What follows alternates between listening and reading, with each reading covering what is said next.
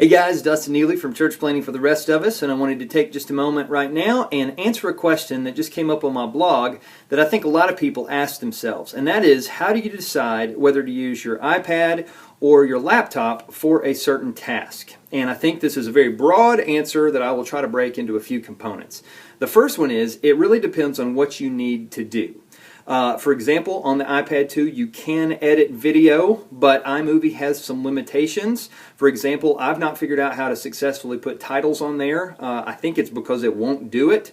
Also, you can do some trimming, which I use on the interviews a lot. However, you can only trim off kind of like a loaf of bread, the front and the back, and any kind of precision editing. I've just not found that to be very successful, so I reserve all of my video editing for my MacBook Pro, and we'll talk about in weeks to come how I use that and how it can help you in ministry as well, but we'll stay on the iPad for this one. So I think if it's something that's real labor intensive, it's processor intensive, so on and so forth, your laptop or your desktop is going to be the way to go.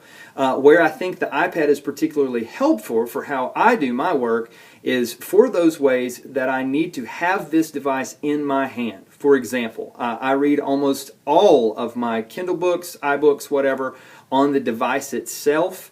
Because there's just something about being able to hold it and turn the pages. I like that experience, but also it seems like it's easier on my eyes for reading for prolonged periods of time. Now that could totally be in my head, but it seems like it's easier. So I'm a fan of reading on the device that I can hold.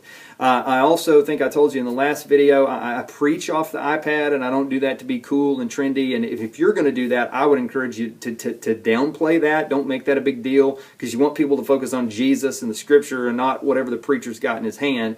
So I just put it on the music stand, but it is very helpful to me because I can work through it, and like I mentioned, I can make notes on it between our services. Hey, this went well, need to change this, so on and so forth. And so instead of printing all that paper out again and starting from scratch, I can just do that right there on it. So that's really helpful, and again, that's a thing that I've got with me. I've also found it very helpful because I do other teaching as well, men's ministry events and that kind of stuff. I can record on the iPad while I'm lecturing.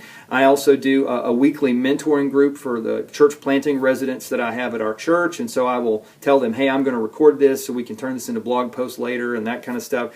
And so just having that device, just being able to punch record, I've got some apps that I can then mail that content to myself and use that later. I'm exploring some other apps that will even sync to my other devices, so it's just very handy and very portable, and it beats opening up GarageBand and finding my microphone and all that kind of stuff. So just the portability of it.